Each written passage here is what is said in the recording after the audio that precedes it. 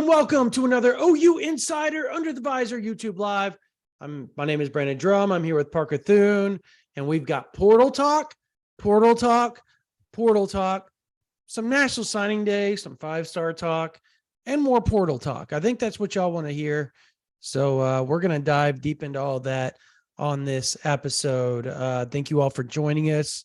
We have 571 people already on here. Thank you, Sooners fans. You guys rock. If you're not a subscriber, click that YouTube channel.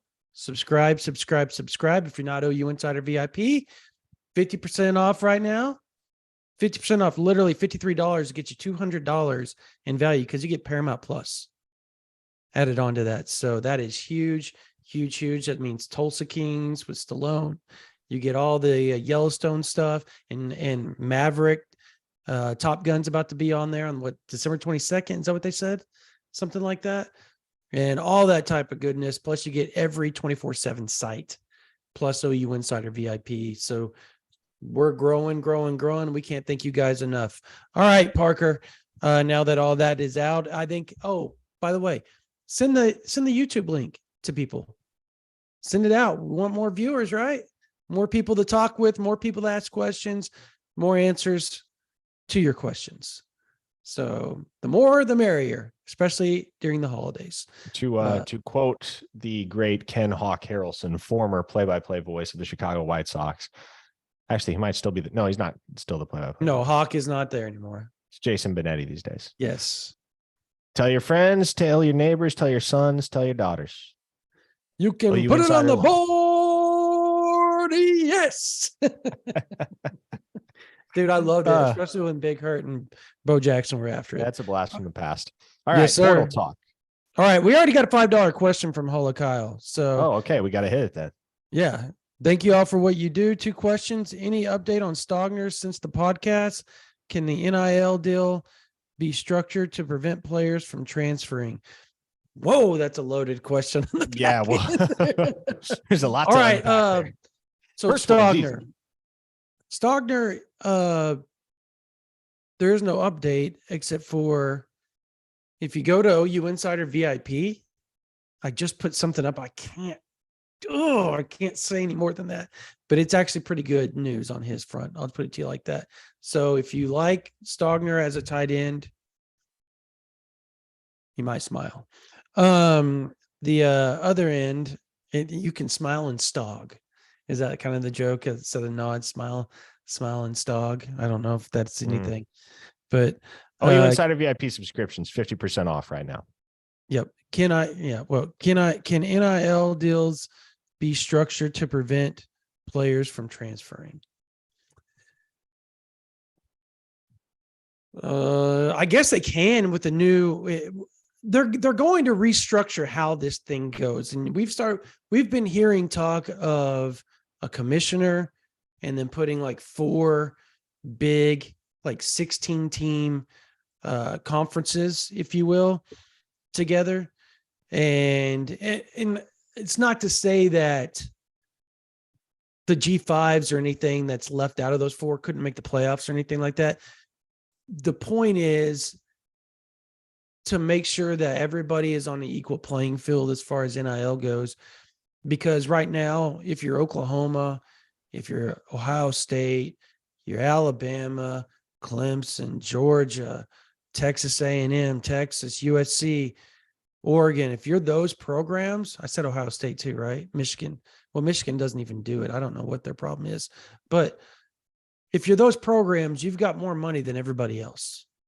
Therefore, your donors are putting out more money for NIL purposes than anybody else. And so there's no cap on things. And I'm told that there's going to be a cap. There's going to be commissioners. Like, this is a few years down the road, and it may happen sooner. But that's the idea right now, is that there's a salary cap. It's almost as if it's like the Champions League going to the Premier League, or the G League going to the NBA. Like, that's the idea here, is they have to get an education. They got to go to school. They got to make their grades, but they get paid to do all that and to make money for the school. So you've heard probably similar stuff, haven't you? Yes, indeed. Yes, indeed. And look, it's been this way for a year and a half. It's going to continue to be this way. Things evolve so rapidly, and realistically, there's so little we know about the future of this sport. There's so little that we could have known when NIL legislation became official on July 1st. I don't think anybody figured at that point that college football was going to look like what it looks like today, the point where transfer portal, like the day of the portal window opening this year, might end up being bigger than early signing day. All things considered, when it comes to storylines and just straight chaos, there might not be a more chaotic day this year of college football and recruiting coverage than not yesterday, but Monday, the day that the transfer portal window opened. Yeah. No, I figure there's probably going to be another surge, and I would assume it's after National Signing Day that's going to happen. Probably, I would assume after the bowl games are up, you're going to see another surge in the transfer portal. Yes. And it's going to be quick. Like, you're going to see at the end of December, you're going to start seeing some names pop out there the beginning of January, and it's going to be big names. And I don't know them per se. I'm just saying that you would expect them to be bigger names if they've held out to play in the bowl games before they hop in the portal. And they're going to play in the bowl games because it's more of an audition. They're hoping maybe they have a big game and it ups their quote NIL. It ups their chances to get from maybe Toledo or a Tulane or something like that to like an Oklahoma or Ohio State or an LSU, or I'm just naming programs off the top of my head, but that's kind of the idea of where these kids are at. And so I don't know that it's over as far as how this, let's just put it this way. I'll bet there's another 10, 15 big names that pop in the portal between now and January 1st, at least. It may be more than that. So there will be a second wave.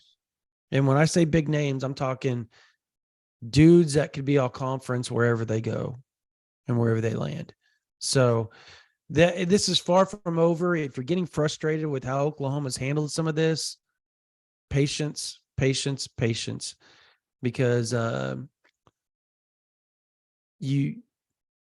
what's the best way you word this? Recruiting never stops. And those kids come from some high school, and a coach has got to stop by some high school in the recruiting in their territory. I can story real quick. Jalen Hurts. If you go back and you listen to, oh yeah, when I was with RJ Young was on the podcast with me, and it was before Christmas. It was, and he asked me, and it was before Christmas in 2018, and he said, "Who is Oklahoma's next quarterback?" And I said, "Jalen Hurts," and it blew up. Well, I already knew he was transferring to Oklahoma. So, like, because I knew people down where he's from, and I knew people that were in charge of that area at that time, as far as coaches that were recruiting that area, not from Oklahoma per se, but from multiple places. And it was very, very well known that he was getting in the portal and he was going to OU. So he gave Miami a chance, and he gave Maryland a chance. But but it was only like, it was basically a tip of the cap and a respect deal because both of them had coached him at Alabama. But he was dead set on Oklahoma. And so it was like when he was on campus, like it was hush hush, like nobody was allowed to know. And I got tipped off by one of the 3 people that knew he was on campus. So, but yeah, that's how that works. Like, that's how that works. Like, the coaches at those high schools will let it be known their player's going to hop in the portal soon, and then let the games begin, even sometimes before they get in the portal through back channels. If you don't believe that doesn't happen, I got an oceanfront that I can sell you in Mustang, Oklahoma. So, um, all right. So let's talk some wide receiver. Wide receiver transfer, because that's one of the position that most people feel like is a need to add on to Stoops, Mims, and Farouk. Oklahoma has offered what? Thomas. They've offered oh my gosh. They've offered Dorian Singer. Dorian Singer. They They've have offered offered Dante Trey Cephas. Harris. Who? Trey Harris from Louisiana Tech. Trey Harris from Louisiana Tech. Dante Cephas from Kent State. And I wouldn't be shocked if Dante Thornton from Oregon picked up an offer at some point as well. But he's very good friends with Jalil Farouk. I know for a fact USC, shockingly, is not going to go after him because he's very close, very, very, very good friends with Caleb Williams. So, and I checked around on that today with some connections that I still have in the wide receiver area at USC. So at that point,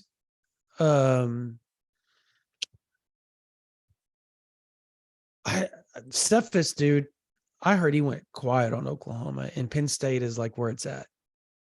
So I've heard Thomas, I've heard Singer, and I've heard Harris are guys that Oklahoma absolutely loves. And I think there's an Idaho player, maybe wide receiver. Idaho. I can't. Maybe I'm mistaken. I got told last night from a very, very reliable source the names, and the last one skipping my mind. Ironically, Dante Thornton wasn't named, but he had just popped in the portal, so it's pretty fresh. it was pretty fresh at that point. At D-line, Braden Fisk is a name to watch. Oklahoma is recruiting him very hard. I actually have some notes that I just posted on him on OU Insider VIP. And then what's the dude from Louisville's name, bro? Caleb Banks. Caleb Banks. I don't know much about him. Have you heard anything yet? I haven't heard a whole heck of a lot. All I know is it wouldn't be the first time OU's dipped into the transfer portal and snagged a guy from Louisville, because they did the exact same thing last winter with Kenai Walker. That's true. That's very true. And maybe Kenai Walker and Caleb Banks are close. Like I don't know their relationship or their circle or anything like that. I've been trying to do some digging on that end and have come up fairly empty on the defensive line portion. I do know where they're in homing tomorrow as far as D-line goes. Yes. I know 2 guys that they're in homing. One of them's fairly significant. Very, very significant. Fairly significant. Another one of them is a brand new offer. Yep. No doubt. So Blake Wilson, real quickly on the super chat. Thank you so much for the $20. He says, "Hey, I know what I'm going to say, and everyone wants to know who you guys think is going to OU from the transfer portal. Just wondering about that. Trying to track about that. Oh, you guys talking about it." Like he literally had a conversation to himself. He was typing. Blake, love you, buddy. Thank you for that. Yeah, I mean, as far as who OU picks up, like we're going to discuss that over the course of this entire show here. Over the course of the next 45 minutes, we'll dive into every single position group where OU is pursuing additions in the portal. And obviously, we know they're looking for a tight end. We know they're in the market for a receiver. They're in the market for at least one offensive lineman. They're looking for several defensive linemen. You'll probably see a linebacker. You'll probably see a defensive back. Yep. if not multiple at those positions. And so really all across the board at this point, Oklahoma's looking for guys in the portal. And this is, and I was going to write an article on OU Insider today, and I'll probably do the same tomorrow, that kind of outlines much of this same rationale. But as I've thought about it more and more, Brandon, I've come to realize that our expectations for Oklahoma were too high in 2022, and I can tell you why. Oh, yeah. It's because I think a lot of us assumed that when Brent Venables and this staff got to town, everybody on an individual level was just going to play better. Well, that was the case for some guys. It will be the case for some guys, but others, that will not be the case. Others simply aren't cut out for the University of Oklahoma. And what you can't do in the span of a single offseason before you play any games is get a real reliable sense of who can play and who can't, who you can trust and who you can't, who you can develop and who you can't. Now that the Sooner staff has had an entire season to watch these guys on a football field every single Saturday, gotten the opportunity to interact with them and sharpen them in practice throughout the week, sit in film sessions, see who's doing their jobs and executing and who's leaving the door open for big plays on defense or blown up plays on offense. Heading into 2023, one of the things that you can start to do very early on in the offseason is you can start to figure out which of those guys are just simply not going to make it at Oklahoma, sit them down and say, hey, listen, for our good as well as for yours, we need to go a different direction. And that's why you've seen so many players in the portal to this point for Oklahoma. And that's why I would expect there will be substantial improvement from 2022 to 2023, because this staff knows and has a better sense of the hand that they have been dealt. And they've had the chance to take a few cards from the hand they have been dealt and swap them out with hand-picked ones. Yes. So you have seen well over a dozen players hit the transfer portal from Oklahoma over the past week, but there's a reason why none of those guys really contributed at Oklahoma. There's a reason why the vast, overwhelming majority of the portal casualties have been from guys that were nothing more than depth. And it's because that's part of turning a roster over in a healthy fashion. And that's what this staff is doing. And that's why they're taking such a large class this year of high school players. That's why they've made a foray into the JUCO circuit. And that's why they've had such a constant and substantial presence in portal activity over the first couple of days here, is because when you come to terms with the reality that X player is a Jag and nothing more, well, in today's day and age, what you know is that you can go to the portal and find an upgrade, because there are hundreds upon hundreds of players in the portal that performed well at the G5 level or performed well at the FCS level or even the D2 level, or guys that just didn't see a fit at their current P5 school, the likes of a Braylon Presley. And you can go make a push to bring those guys to your program. And that's what this Oklahoma staff is continually doing.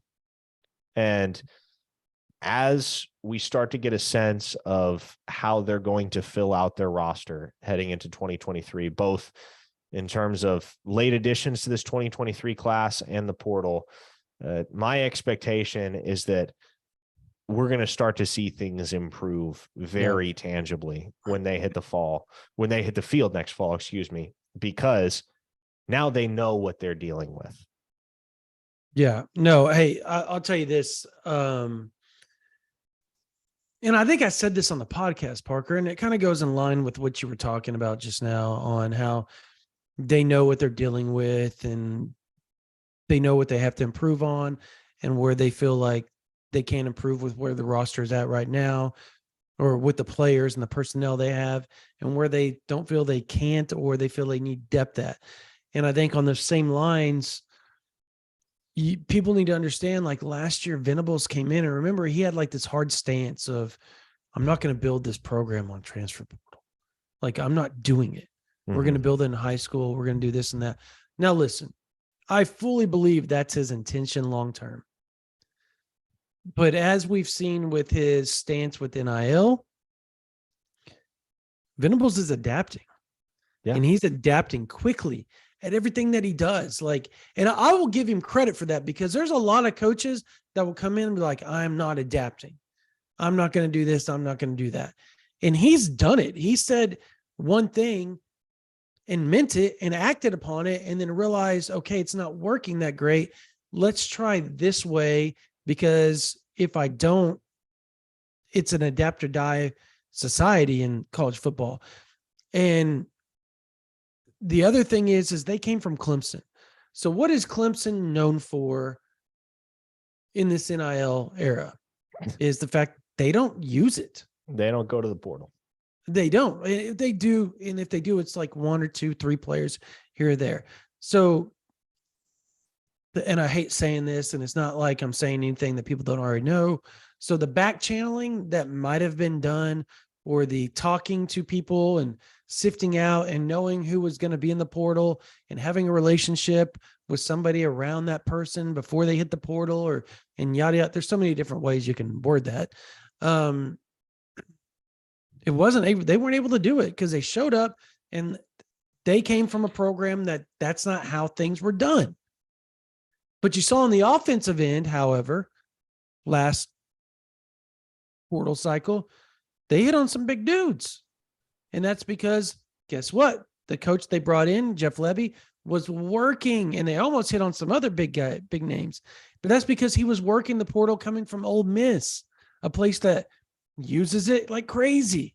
So my point is that now they know, and Oklahoma's had a whole year to hear things, hear rumors, talk to people that may know somebody that's going to hit the portal and blah, blah, blah. Look, the McCullough brothers are a prime example. We heard rumors about them in October, and we talked about it on our podcast. Like, hey, there's a lot of buzz that Deshaun McCall will be hitting the portal. He's close with Jay Valai and Brent Venables. His family is. Could that be something that could be happening? And it's like we weren't told it was going to happen, Parker. It was just something like there's connection there, and you're trying to piece everything together. The other idea was it was going to be Ohio State, Notre Dame. What happened when he hit the portal? You heard Oklahoma, Ohio State, Notre Dame, right? I mean, it's what we heard in October. Those were the 3. Well, come to find out, they're going to visit Oklahoma this weekend. They want to play. The brothers want to play together. Good chance Oklahoma's going to get the top, arguably one of the top 5 guys in the portal. And if you talk about a game changer at the cheetah position, Oklahoma got Isaiah Simmons. If Deshaun McCullough decides to go with Oklahoma, which all indications are that's where that thing's headed right now, they potentially get an Isaiah Simmons talent, like literally a guy that played safety in high school, moved to defensive end for a year and was just a menace in the Big Ten as a freshman.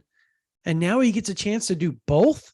Yeah. And people need to understand Deshaun McCullough is that good, with the obvious caveat that he is, and contingency that he is developed properly. That is the type of player that could spend 2 years at Oklahoma and be a first-round draft pick. He's that good. So when you're talking about guys that are tailor-made to play the cheetah position at the University of Oklahoma, I'll be honest, Brandon, it's not often you can say this about any player, any acquisition in the portal, but I don't know that OU could do any better, even if they tried or wanted to. Like, I think Deshaun McCullough for the cheetah position is the best case scenario in the entire 100%. transfer portal for Oklahoma. The absolute best case scenario. So I was talking to a source the other day, and I asked about McCullough. I said, what do you think his ceiling is? And the person paused for a second and then kind of giggled. And I go, what's so funny? And I go, dude, that guy is going to be all conference the second he steps on campus. He is going to change our defense at Oklahoma. And I was like, y'all feel that serious about this guy in Norman? And this cat goes 100%. If he decides to come to Oklahoma, that thing could be, the defense could be completely different. And this source isn't like somebody that is around every day or anything, but they know what's going on and they know the feeling inside the Switzer Center. And I was just like, okay. And this person's like never wrong about anything, by the way. So I trust what they say and what they know. And I guess the feeling about the McCullough brothers are very, very high in Norman at this point, about their potential, I guess. And there's a chance that Day McCullough could grow into a cheetah guy too with his frame. So he's big enough. Yep. Back to the super chat. Shane Lewis asks, I know you guys know things that you can't say. I've cracked that code. Anyway, I heard BV is camping outside of Bowen's house in a tent made of mink coats and championship rings. Any validity to that? Close. I mean, I'll put you like this. If you go to OU Insider VIP right now, there's a note up there. And it talks about what Oklahoma's done in the last 24, 48 hours in regards to Bowen and Jackson Arnold. And I think you'll find it very, very intriguing because Oklahoma is making a run of all runs there. And I would pick Oklahoma right now. I've said it publicly and I'll say it again. I would pick Oklahoma right now. Like, if he wasn't already committed to Notre Dame, I would have put in a flip, like, just to do it. And I'll probably do it before National Signing Day happens, obviously, and before he announces, at least finger crossed, unless he like surprises me. But as of today, there's some Golden Domer out there, Brandon, I know they're mad. Live transcribing these comments to the Notre Dame board. I know they are. And I literally, the only thing holding me up on that is the fact that it's drug out for so long. But at that, and I was promised not to put anything in, but outside of that, I would say that I think he's going to Norman. Yeah. I talked to my buddy Nick Harris today, and he's like, dude, I've already dropped my balls. He goes, I can't put a flip pick in, but I dropped my balls on that one already. So yeah, egg's either going to be on my face or I'm going to be eating cake. So there you go. And again, I think, shit, I would have put a crystal ball in over the summer, but for the sole reason that I don't want to feed the hype beast and the beef between the fan bases in this whole ordeal. And no, you're like smack dab in the middle of it already. But yes, I've made my feelings no secret over the last few months. And so we'll see what happens. We're 2 weeks from the finish line, but I believe Peyton Bowen's a Sooner, and there's not a lot that could change my mind at this point in time. Elena in the super chat says, love watching you guys. Thank you, Elena. What are the two most important positions we can't have any more attrition at through recruiting or the portal? D-line. D-line, big time. Defensive the line, gap between D-line and every other position group on the roster in that department, not even close. D-line. I would say defensive line and linebacker, because they're already short on depth at linebacker to begin with, at least experience depth. So those would be my two. Yeah, because I feel like you can find a wide receiver that can get you 500 yards, especially in Levy's offense. I would say defensive line, and I would say secondary. But they're still talented in the secondary. No. Believe me, they are. Don't get me wrong. There's a ton of talent in the back of that secondary, certainly. But the depth is going to have to improve. Yeah, that's across the board on defense. Yeah. Well, and we expect, right, that Oklahoma is going to make some big moves, i.e. flipping Peyton Bowen, to shore up the secondary down the stretch in the 2023 cycle. We expect that they're going to take several transfers in the secondary as well. But as of right now, as we sit here today, if you look at the depth in the secondary, oh boy, it's getting thin back there because, and this goes back to, I was bringing this up today on the radio, and I think it bears repeating. When you look at how many bad evals there were by the old staff in the secondary, it's pretty astonishing, man. Like, legitimately, it is astonishing. You know who did a nice job of evaluating, all things considered? Mike Stoops and his assistants. You know who did not? Alex Grinch and his assistants. Because take, for example, the class of 2020. Alex Grinch is first as defensive coordinator at Oklahoma. First class of guys that he recruited. They took 4 defensive backs: Bryson Washington, Kendall Dennis, Joshua Eaton, and Justin Harrington. There are 2 common denominators among those 4. 1, 0 starts in an OU uniform, and 2, the transfer portal. All 4 of those guys are in the transfer portal right now, or in Justin Harrington's case, entered the transfer portal, found no takers, and returned to the program as a walk-on. So, secondary depth, especially quality depth right now, not where you want it to be. That's going to have to be a point of focus in the offseason. It has been to this point. It will continue to be. But yeah, you do have talent with guys like Billy Bowman, Woody Washington, Key Lawrence, Robert Spears Jennings. I will say Robert Spears Jennings, I will hand it to Grinch and company on that one. That was a nice eval. Props. But the depth in the back end is not where you want it or need it to be heading into 2023. They're going to have to make some moves there. And we're seeing them do just that, which is refreshing. Yeah. No, I'm getting after somebody that says that Ethan Downs should transfer. I guess there's several people doing. It's always really brilliant, guys. If you struggle on the defensive line, to lose the guy and have the guy that made second team All Big 12 to transfer as a sophomore. Yeah, and people brilliant strategy, guys. Yeah, and you win a lot of games doing that. And folks need to understand, the Sunshine Pumpers here don't vote for the All Big 12 team. Yeah, no, we didn't. We didn't put Ethan Downs on the All Big 12 second team. No. So that right there should tell you that in a league that is not half bad from a defensive standpoint, that ought to tell you that all things considered, Ethan Downs played pretty good ball in 2022. Yeah, and he's going to continue to get better. Yeah, he admittedly, and if you asked him, he would say outside of the Nebraska game, he had a rough first half of the season.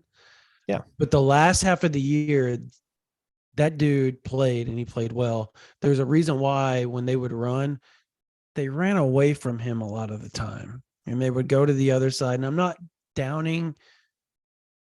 That was kind of weird how I used that, but I'm not downing Grimes or anything like that. But if you want to compare who played what, like Downs was way up here and Grimes was down here after the first 3 games of the season. And Grimes basically lived off one game where he had 4 sacks. I mean, yeah, that's what he lived off of the rest of the year. He plateaued so fast, it wasn't even funny. But the good thing about a guy like Reggie Grimes is one, and Ethan Downs is one.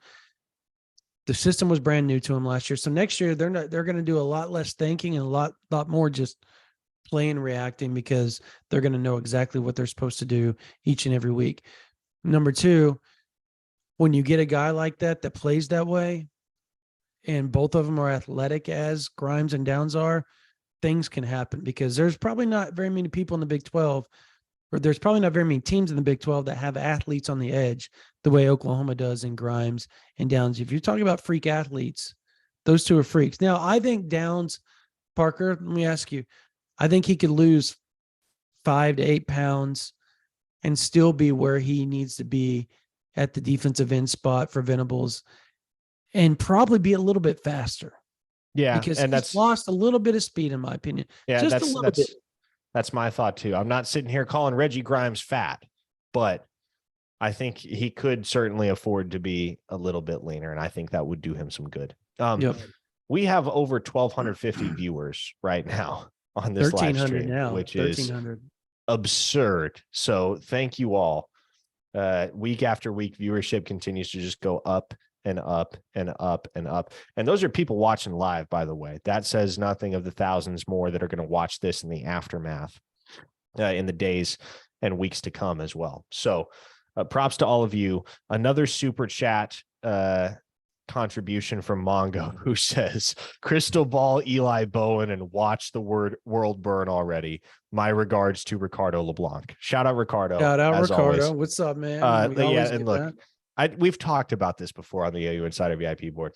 I'm not going to crystal ball Eli Bowen because everybody knows what that means. It's a very thinly veiled type of guys, but you're crystal balling Peyton then.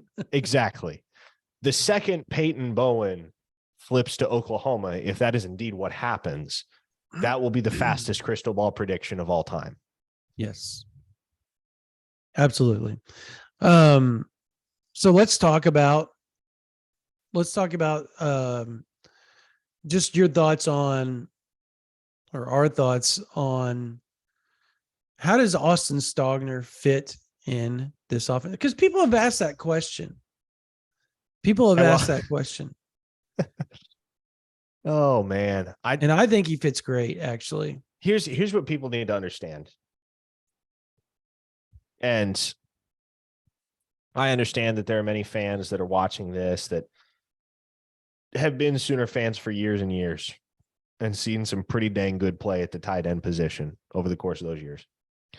There are a couple things that need to be understood. One being, you have not seen a fully healthy and correctly utilized Austin Stogner in a long time. That dates back to the first half of the 2020 season. The other thing is that despite missing the last, 5 games of the 2020 season, Austin Stogner still led or co-led Oklahoma in several major receiving categories that year. Mm-hmm.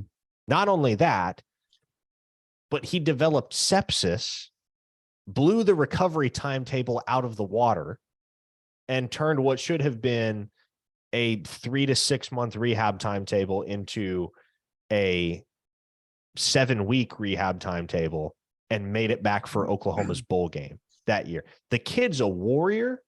And when he's fully healthy, if you saw what Braden Willis did in 2022 from the tight end position at Oklahoma, Austin Stogner can do that and then some. And that's no knock on Braden Willis. That's simply a reflection of how talented Austin Stogner is when he is both healthy and correctly utilized. Because what if I told you when he was sepsis, the coach never visited him in the hospital? A certain coach never visited him in the hospital. I think we all know who the certain coach is. Austin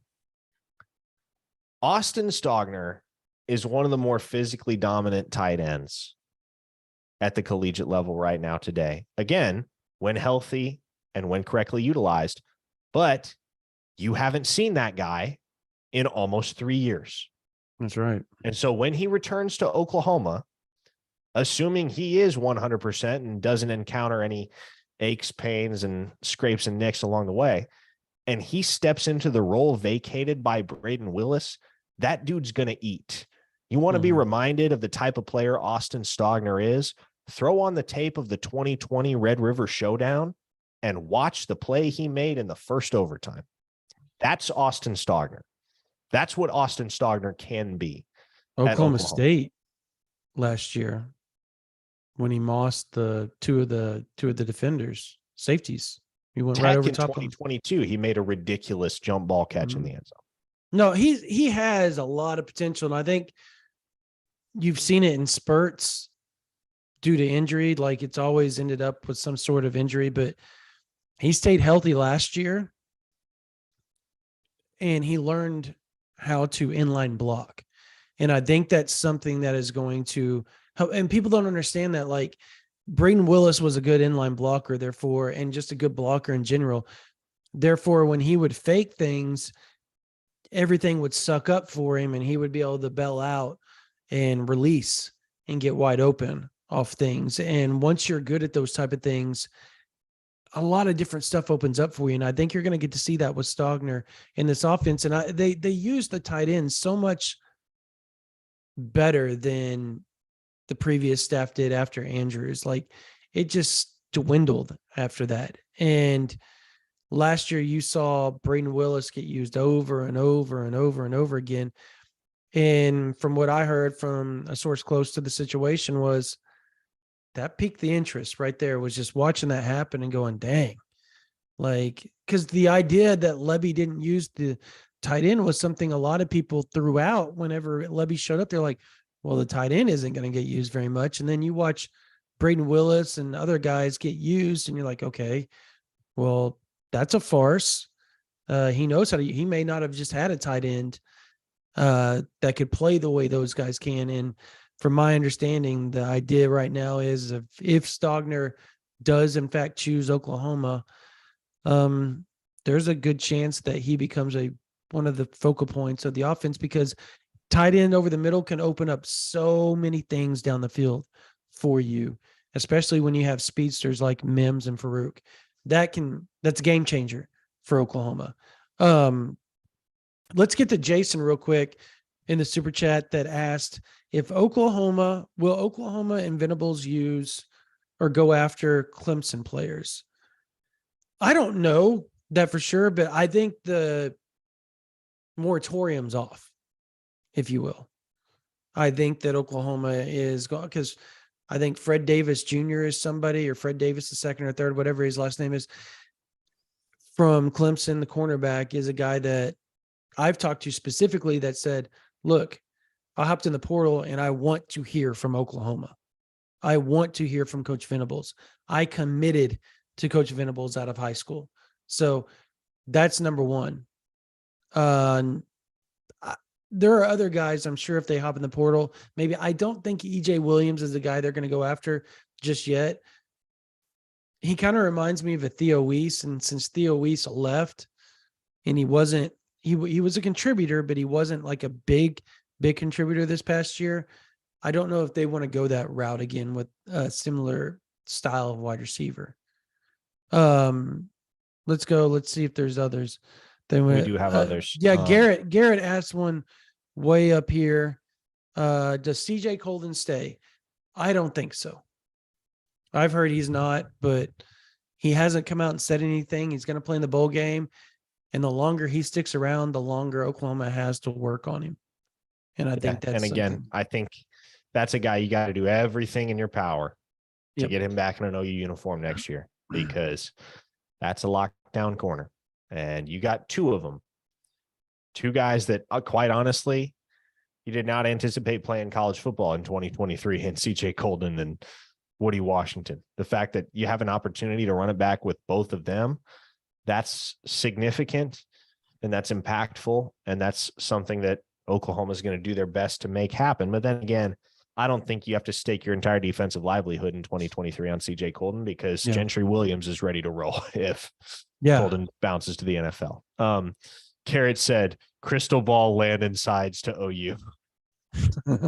We'll see. There's actually it's so back in November, early November, late October, I talked to Landon, and Oklahoma has been working on him a little bit to be a preferred walk-on. Now, he would rather obviously get a scholarship, but I think he understands that that's not going to happen. And he has, Incarnate Ward in Texas State to go to if that doesn't take place. And there'll probably be somebody else that comes in late. But if they can pull a little NIL for him and get him to walk on, I would be shocked if he didn't pick Oklahoma in the end, just to play with Jackson again, who he's real familiar with. And mind you, they run almost the exact same offense with the different verbiage at Denton Guyer that Oklahoma runs, because you have to understand that Heim, the head coach, was a GA with Lebby at Baylor, and they were roommates. So everything that they do is very similar to each other in that regard. to Blake in the super chat. LOL, I'm excited for next season, but we're going to be loaded and pretty scary for the 8th national title soon. I'm not saying next year, but soon, like 3 years. Not really a question, but had more of an observation from Blake there. Yeah, OU certainly headed in the right direction in that regard. But yes, if you've got national championship hopes for year 2, might I suggest you diminish them just a bit? Right. It's a No, I process. agree there. $20 from Chris, who asks, what about the Alabama corner in the portal? And I can almost assure you that the Alabama corner in the portal that Chris is referring to is one Kyrie Jackson, who obviously has some familiarity there, Brandon, with Jay Valai. Yeah, no, and obviously I have a relationship with Kyrie of when he was going through his recruiting process a little bit. He and I got to know each other. He's always been Valai got there after he signed, obviously, but he coached him. And that relationship built, they feel like Kyrie has a chance to be a really good player. He played quite a bit leading up to that national title game last season. I don't know that Oklahoma is going to fully go that route just yet, like 100%, but obviously I do believe that there is some talks happening because Kyrie, it was down between Oklahoma and Alabama. And obviously the Caleb Williams situation and those two growing up together, that made a difference there. But still, you have Jalil Farouk that he knows and he's well familiar with. A couple other guys from the DC area that he's real familiar with. Also, he liked Oklahoma, period. I mean, he was there when there was nothing going on. It was COVID, all that type of stuff during the Sooner Summit. But he walked away thinking that's a place he could live at and stay at and really enjoy because of how close it was to the city and all that type of stuff. So it's a name to watch for sure. I just don't know how serious Oklahoma is going to be down the stretch just yet. I'm not saying it's not going to happen. I just think Oklahoma is still evaluating a lot of things. Jeff Freeman, coach, welcome aboard. Gavin is a stud. We can say that. So made some big plays this year, and he has a big future at OU. And there's a reason why Oklahoma pushed so hard to have him come on board. So I guess let's ask this question. If Oklahoma feels like how many early enrollees do you think, or do you think there's any potential early enrollees that go through the bowl process and even maybe remotely play in the bowl game? Because there's been talks of other people going through 2 weeks after they sign and playing. I guess there's a few teams that are playing freshmen in the bowl game. I thought I read. That's a thing. I read it. I don't know, man. I've read it. I've seen it done before. Really? I've seen it done before, but I don't know like the validity of it this year. Like, I guess they can go through practice. I guess they would have to get a waiver to play in the bowl game. Maybe. Yeah, I don't know. Gosh, I know they can go through bowl practice. Okay. There's some guys that can go through bowl practice, I guess, from my understanding.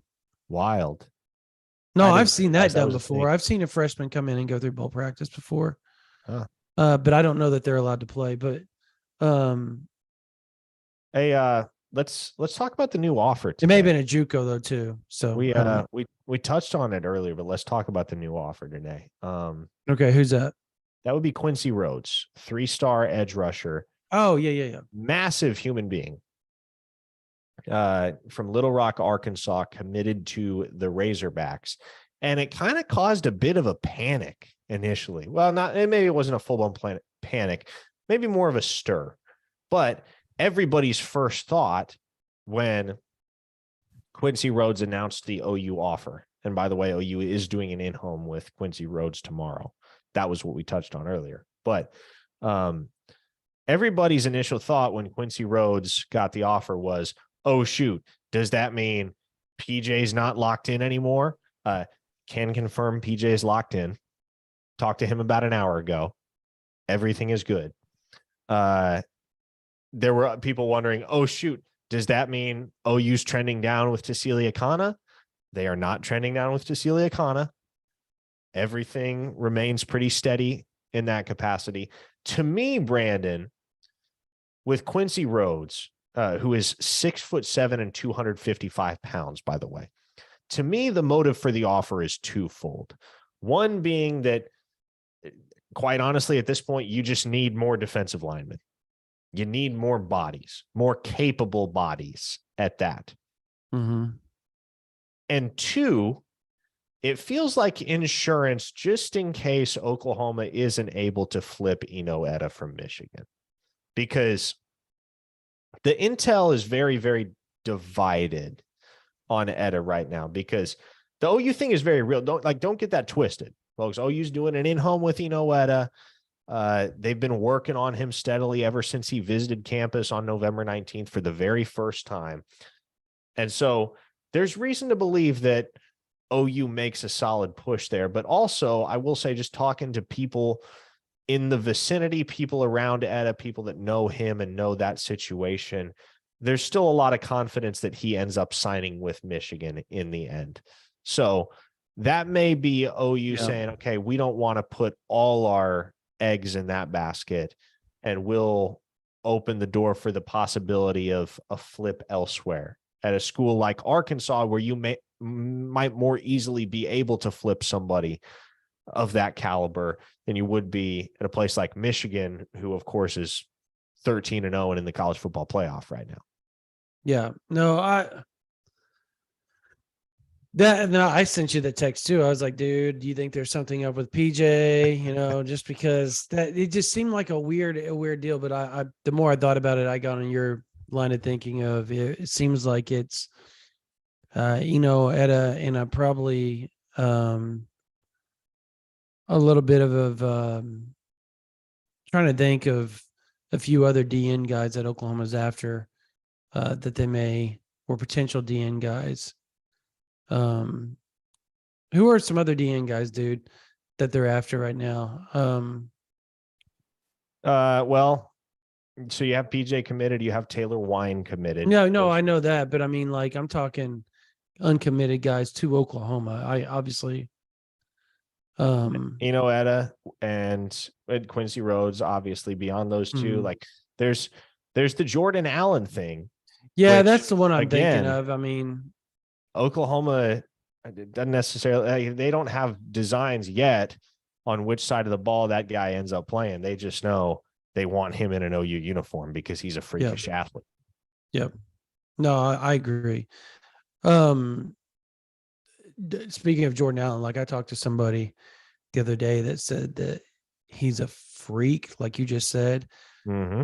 And they said no matter what side of the ball he goes on, Oklahoma wants him that bad, because there's a sense inside the Switzer Center that he could come in and be that dude right off the bat and an instant contributor. So if Oklahoma somehow makes a move there and can potentially get him to flip, that would be huge. Now, I don't know that Kansas State winning the Big 12 title makes it any easier on Oklahoma, but OU is still OU. I mean, this is the first year that they haven't won double digits in what, almost a decade? 2014 was the last time. And before that, it was 2005. Well, no, So I guess it wasn't 2005. It was 2009. 2009. Yeah. Yep. So that being said, they're Oklahoma. And it's hard for kids to say no. And I talked to somebody today about Eno Etta, and they said basically, look, that guy he says that he's locked in, but he's sifting through. He literally told this person, I'm sifting through some things. I'm going through the process a little bit. I'm going to listen to some other programs and see what they have to say. And then I'm going to go make a decision from there. Now, what I've heard, is that it's going to be Miami or Oklahoma if it's not Michigan. Yes. Now, obviously, his best friend, and I'm not even going to try to butcher his friend's name because Collins Akampong, I think. You think that's exactly I right. think. That's why I didn't even attempt it. So he obviously chose, and they were like really good friends, and they are really good friends. So that is making, kind of think some things through a little bit. In Oklahoma, Miguel Chavis has done an in-home with him. We'll see. I think Brent Venables is going to be coming in here in a week or two, and we'll see how that plays out. Now, nothing's set in stone there. So if we find out tomorrow that ship sailed, then that wouldn't shock either one of us either. So that's just how recruiting goes as National Signing Day approaches. Similarly, people want to say David Hicks is completely locked into A&M. Well, I don't think that's fact. As a matter of fact, I know it's not fact. There's some buzz with Oklahoma there. Again, unfortunately. It has been. Yep. And not unfortunately, but unfortunately for OU fans, they get their hopes up. Okay. So, we got two more. Oh, actually, we got three more questions to hit from the super chat. Nico asks, Nate Anderson starting tackle next year. Wouldn't count on it.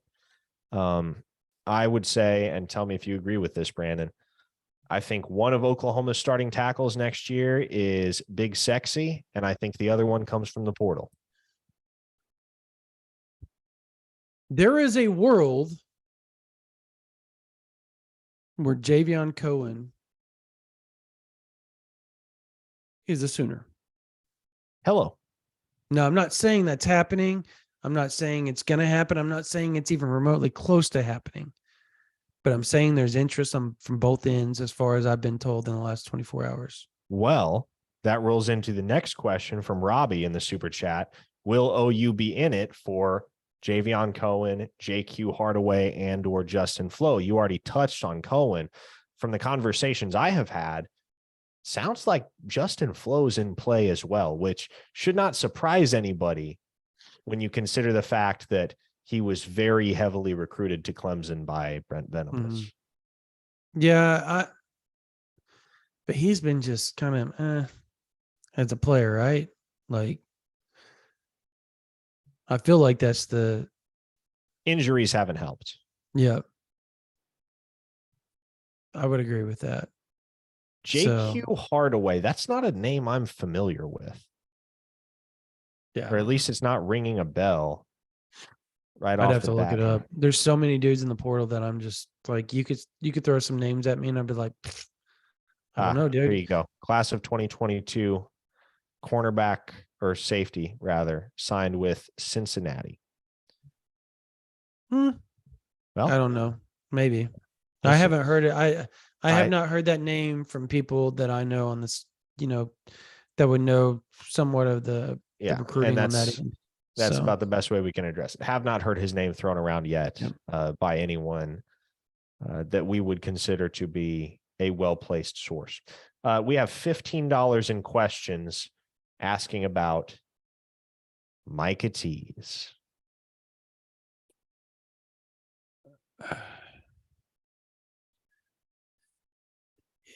It's one of those deals that Oklahoma's doing their part, being respectful about things. They're doing in-homes, but outside of that,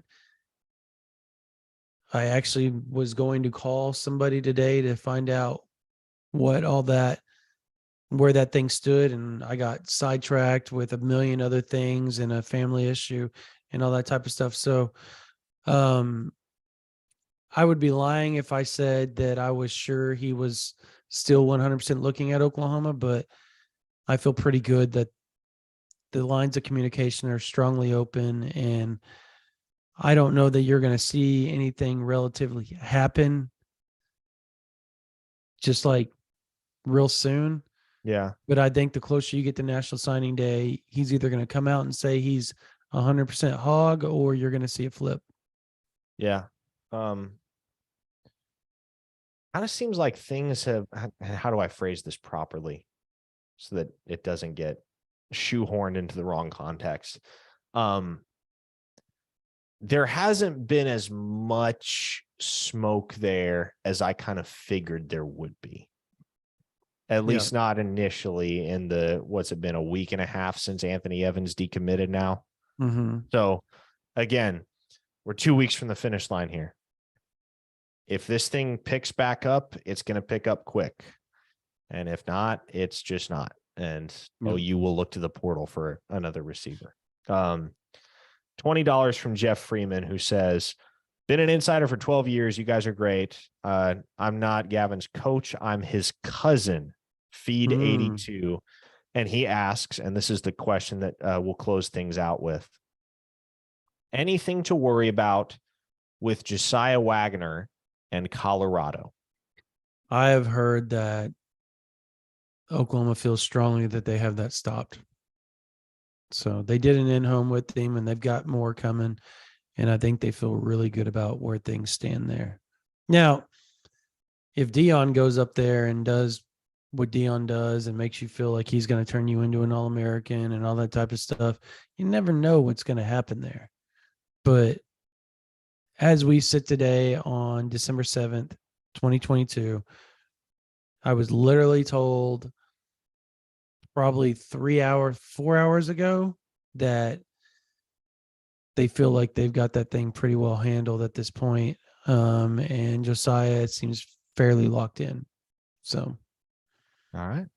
Well, over the course of this live stream alone, we have gained nearly 150 new subscribers, which is a testament to all of you and your rabid devotion to all things OU football and recruiting. And if you're not subscribed to this channel yet and you're watching, and it remains the case that over half of our viewers on a weekly basis are not subscribed to the channel, go ahead, hit that subscribe button. As I say every week, it helps us out and it helps you out because it doesn't cost you a dime. You're not going to miss a thing that comes your way.